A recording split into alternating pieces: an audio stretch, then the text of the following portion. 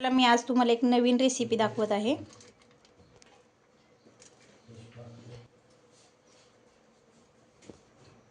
त्याच्यासोबत हा आहे कैरीचा ठेचा। मी कालच बनवलेली रेसिपी आणि त्याचा रेसिपीचा व्हिडिओही अपलोड केलेला आहे। आणि हे आहे थंडगार दही, हे आहेत बाजरीचे तुकडे। तर याची रेसिपी मी दाखवते, तो व्हिडिओ शेवटपर्यंत पहा आणि आपल्या संकल्प सिद्धी टिफिन सर्व्हिस चॅनलला शेअर, सबस्क्राईब आणि लाईक जरूर करा। Bye bye.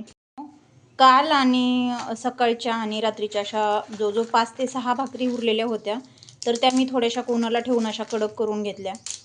ह्या बाजरीच्या भाकरी एवढ्या छान म्हणजे सर्वजण आवडीने खातात आणि मग आपण शिळ्या भाकरी पडल्या म्हणून टाकून काय द्यायच्या। तर माझ्या नंतर डोक्यात आलं की सर्वांच्याच आवडीची एक रेसिपी बनवावी। ती रेसिपी शेवटपर्यंत पहा आणि आपल्या संकल्प सिद्धी टिफिन सर्व्हिस चॅनलला शेअर, सबस्क्राईब आणि लाईक करायला विसरू नका। त्यामुळे काय केलं, असे हे तुकडे बारीक करून घेतले।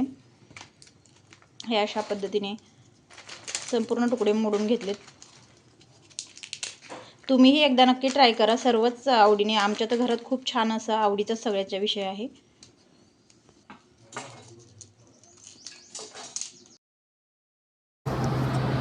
हे असे थोडे थोडे करून मी संपूर्ण तुकडे मोडून घेतले।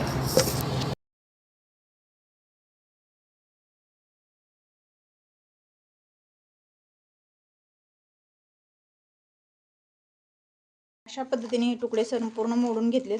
आता हे आपण स्वच्छ पाण्याने धुवून घेणार आहोत, म्हणजे भिजवून घेणार आहोत। हे असे तुकडे आपण पाण्याने भिजवून घेणार आहोत आणि मग मी ते पाण्यातून हे तुकडे असे काढून घेतले। हे छान असे भिजणार आहेत तुकडे आता आणि त्याच्यानंतर मी असे तुकडे झाकून ठेवले। असा बारीक कांदा चिरून घेतला। भिजवलेले हे असे भिजवलेले तुकडे मिक्सरमधून आपण बारीक करून घेऊयात।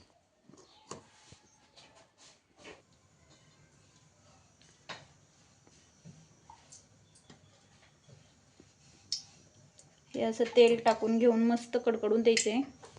त्याच्यात अशी जास्त प्रमाणात जिरे टाकून घ्यायची। लगेच थोडी मोहरी टाकून घ्यायची।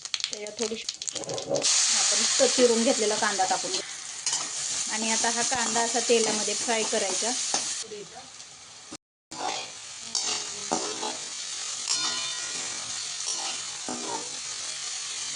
आणि आता आपण याच्यामध्ये पण थोडंसं हळद, आपल्या आवडीनुसार थोडी चटणी, असं मस्त मिक्स।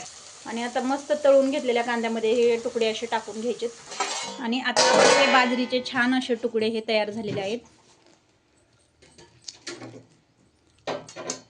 तर ही रेसिपी तुम्ही नक्की करून पहा। ही पारंपरिक रेसिपी आहे, आपल्या जुन्या लोकांच्या खूप आवडीची आहे, तसेच माझ्या कुटुंबातलेही आवडीची आहे। तर आपण भेटूयात उद्याच्या नवीन रेसिपी सोबत। आपल्या संकल्प सिद्धी टिफिन सर्व्हिस चॅनलला शेअर, सबस्क्राईब आणि लाईक जरूर करा। Bye bye.